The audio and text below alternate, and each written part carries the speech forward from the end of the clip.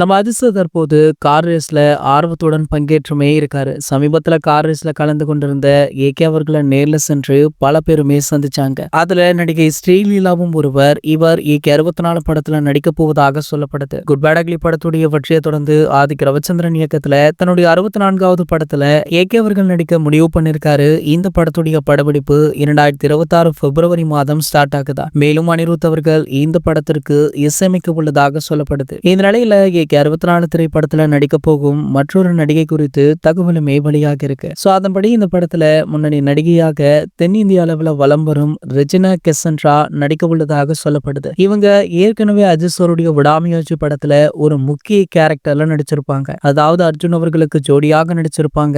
So இவங்களுடைய நடிப்பு அந்த படத்திலுமே பாராட்டப்பட்டது. அதனையடுத்து தற்போது ஏகே 64 படத்திலுமே இவங்க கமிட் ஆகி இருப்பதால ரசிகர்கள் பல பேருமே இவங்களுக்கு வாழ்த்துக்களை சொல்லிட்டு இருக்காங்க. இந்த நிலையில பாத்தீங்கன்னா அதிர்ஷ்ட பற்றி மற்றும் ஒரு தகவலுமே உலா வந்து கொண்டிருக்கு. கேப்டனுடைய இளைய மகனான சண்முக பாண்டியனுடைய கொம்பு சிவி அப்படின்ற திரைப்படம் கூடிய விரைவில் திரையரங்குகள்ல ரிலீஸ் ஆக இருக்கு. படத்துடைய ஆடியோ லான்ச் பாத்தீங்கன்னா சமீபத்துல நிறைவடைந்திருக்கா. சோ அந்த ஆடியோ லான்ச்ல பேசிய நம்ம சண்முக பாண்டியன் அவர்கள் நம்ம அதிர்ஷ்ட பற்றி பேசியிருப்பது பலருக்குமே அதிர்ச்சியை கொடுத்திருக்கு. அதாவது கேப்டனுடைய மறைவுக்கு பிறகு ஏகே அவர்கள் சண்முக பாண்டியனை சந்தித்து ஆறுதல் சொல்லி ஒரு சில நிமிடங்கள் பேசியிருக்காரா. பேசினது மட்டுமல்லாமல் அவரை ஊக்குவிக்கும் வகையில பல விஷயங்களை ஷேர் பண்ணியிருக்காரு. இதனை சண்முக பாண்டியன் அவர்கள் தற்போது பேசியிருப்பது ஏகே ரசிகர்கள் மத்தியில நல்ல வரவேற்பு பெற்றிருக்கு. இது போன்ற செய்திகளை பற்றி நீங்க உடனே தெரிஞ்சுக்க நம்மளுடைய சேனலை மறக்காம சப்ஸ்கிரைப் பண்ணிக்கோங்க.